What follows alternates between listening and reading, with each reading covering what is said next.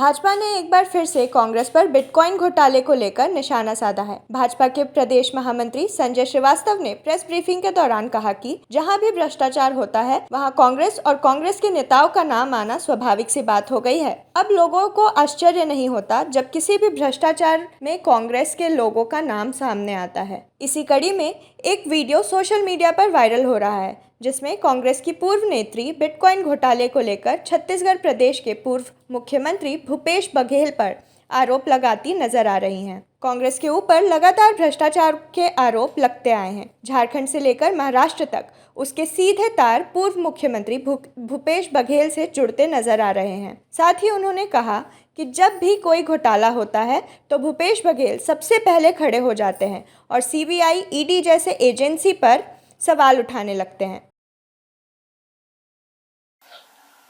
छत्तीसगढ़ बनने के बाद भी छत्तीसगढ़ को भ्रष्टाचार के मामले में यदि प्रसिद्धि दिलाई है तो 5 वर्ष तक इस प्रदेश में भूपेश बघेल की सरकार,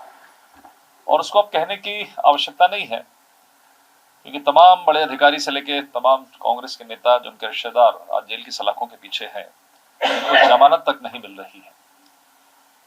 तो उनका काम है भ्रष्टाचार करना और हमारा काम है कि हम उस भ्रष्टाचार को आम जनता के बीच में लेकर आए। आज जैसा कि आपको जानकारी प्रारंभिक तौर पर दी गई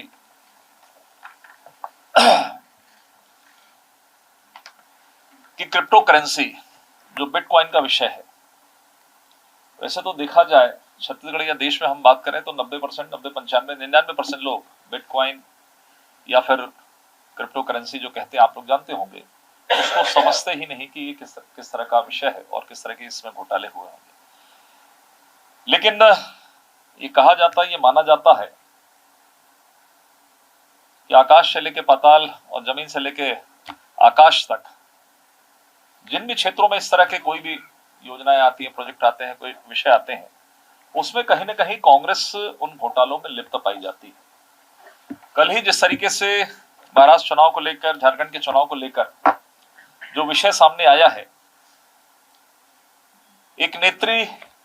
ने अपने सोशल प्लेटफॉर्म पर भी, एक्स पर, उन्होंने एक पोस्ट किया है और बिटकॉइन मामले में छत्तीसगढ़ के पूर्व मुख्यमंत्री पर भी एक आरोप लगा है, कांग्रेस सरकार पर आरोप लगाया है। जिस तरीके से जो ऑडियो टेप सामने आया, आपने भी देखा होगा मीडिया के माध्यम से, कि महाराष्ट्र कांग्रेस के जो प्रदेश अध्यक्ष नाना पाटोले, जिनका बहुत ही मधुर संबंध हमारे पूर्व मुख्यमंत्री जो कांग्रेस के यहाँ के नेता हैं भूपेश बघेल जी से भी बहुत मधुर संबंध है, जो आपने देखा पिछले 5 वर्षों में भी और बाद में भी कांग्रेस की राजनीति में आपने देखा है। जो कांग्रेस की पूर्व नेत्री ने एक्सपोज पर यह आरोप लगाया है, मैं उसी को आगे बढ़ा रहा हूं कि बिटकॉइन मामले में जो महाराष्ट्र के ऑडियो टेप के माध्यम से यहां आया, ईडी ने इस पर यहां के जो गौरव मेहता हैं, जो आम्रपाली सोसाइटी में रहते हैं, जैसा जानकारी मिली है कि छत्तीसगढ़ में भी कार्रवाई हुई है, अर्थात उनके तार किस तरीके से यहाँ पे जुड़े हैं इसके ऊपर, और जिस गौरव मेहता के साथ में भी भूपेश बघेल जी के संबंध रहे हैं।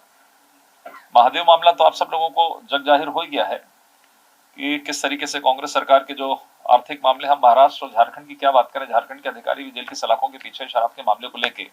लेकिन इनके आर्थिक मामलों की जो भ्रष्टाचार है, जो तार जुड़े हुए हैं, वो अंतर्राष्ट्रीय गिरोह से भी जुड़े हैं। और ऐसे में ये खुलासा जब सामने आया ऑडियो टेप के माध्यम से, और जो कांग्रेस की पूर्व नेत्री रही जिन्होंने अपने पोस्ट पर एक आरोप लगाया है, मुझे लगता है कि यदि किसी भी आर्थिक अपराध में या भ्रष्टाचार में छत्तीसगढ़ का नाम आता है और तार यदि किसी दिशा की ओर इंगित करते हैं, तो उस पर संबंधित व्यक्ति को कम से कम छत्तीसगढ़ के मान सम्मान के लिए उस पर जवाब देने की आवश्यकता है। इसलिए आज इस प्रेस ब्रीफिंग के माध्यम से कांग्रेस को, और खासकर भूपेश बघेल जी को, पूर्व मुख्यमंत्री, उत्तर प्रदेश के नेता है, कांग्रेस के सबसे बड़े नेता आज की स्थिति में, तो मुझे लगता है कि इसका जवाब उनको सामने देना चाहिए। जो ऑडियो टेप सामने आया है उसमें भूपेश बघेल जी का इन्वॉल्वमेंट इसमें प्रथम दृष्टया यहाँ पर दिखाई दे रहा है।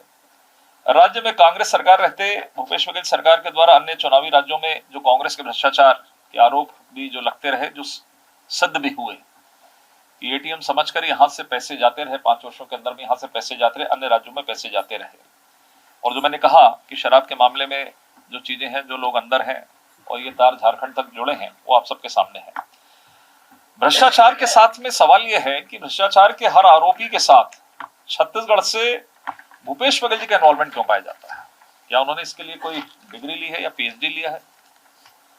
जो हर अपराध के साथ में, हर भ्रष्टाचार के साथ में पूर्व मुख्यमंत्री जी का उसमें जुड़ाव पाया जाता है। चाहे हम सौम्या चौरसिया की बात करें, जो उनकी ओएसडी थी,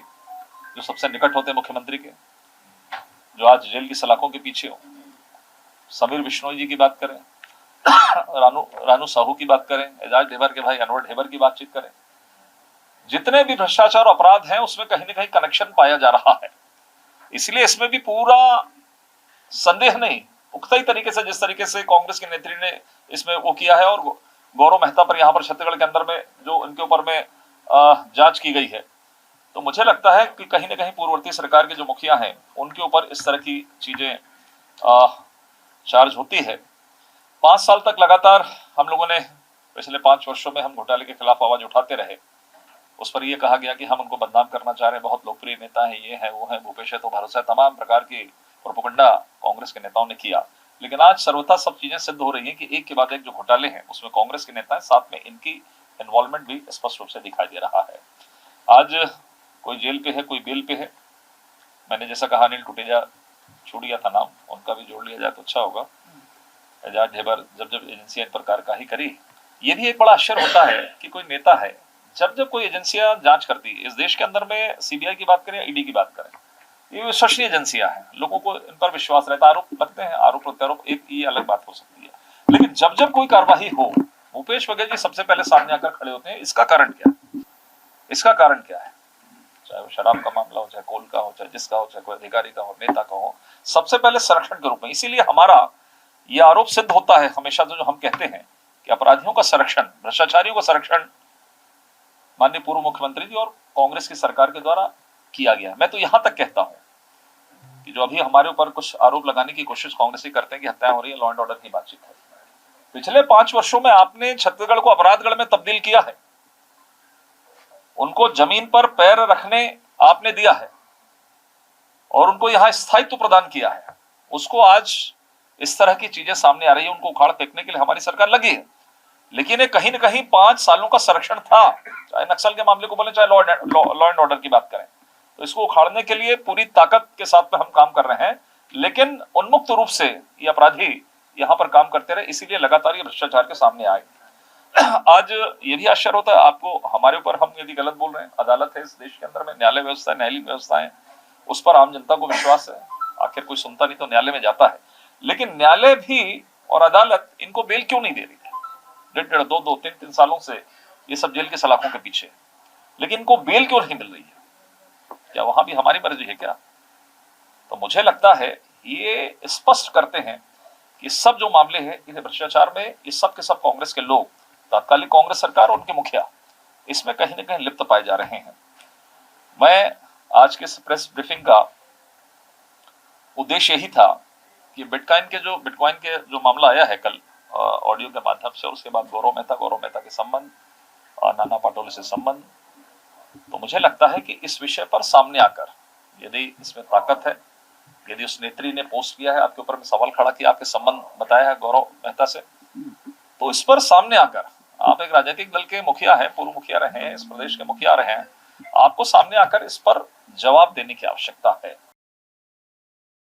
रायपुर से राघवेंद्र पांडे की रिपोर्ट।